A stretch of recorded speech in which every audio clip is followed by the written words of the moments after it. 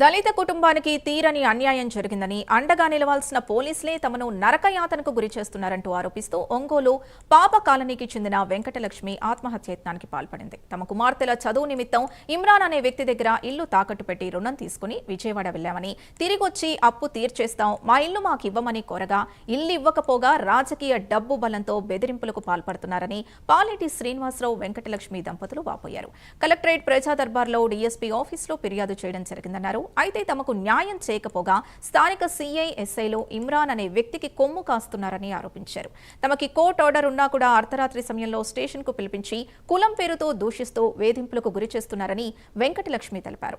పోలీసుల వేధింపులు తట్టుకోలేక పురుగుల మందు తాగి ఆత్మహత్యయత్నానికి పాల్పడినట్లు తెలిపారు. తమ కుటుంబానికి ఏ ప్రమాదం జరిగినా స్థానిక సీఐ ఎస్ఐ ఇమ్రాన్లదే బాధ్యత అని భార్యాభర్తలు చెబుతున్నారు. మా ఇల్లు ఇమ్రాన్ అతని దగ్గర తాకట్లో ఉంటే మేము మా కూతురులో చదువుల విషయమై విజయవాడ వెళ్ళాము.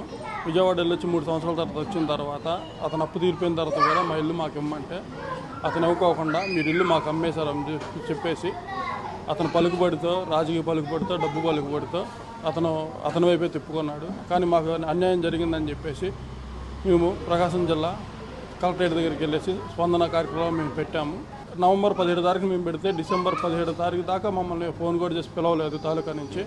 డిసెంబర్ 17 తారీఖున మేమే వెళ్ళాము. సీఏ గారు ఉన్నప్పుడు వెళ్ళి కలిస్తే ఆయన ఏం జరిగిందంటే వివరించి చెప్పాము. మాకు ఇలా అన్యాయం జరిగింది, ఇలా మోసం చేశారని చెప్తే అప్పుడు కానిస్టేబుల్ గారిని పంపించి మాకు ఇల్లు ఒక రూమ్ ఖాళీ చేయించి మాకు ఇచ్చారు.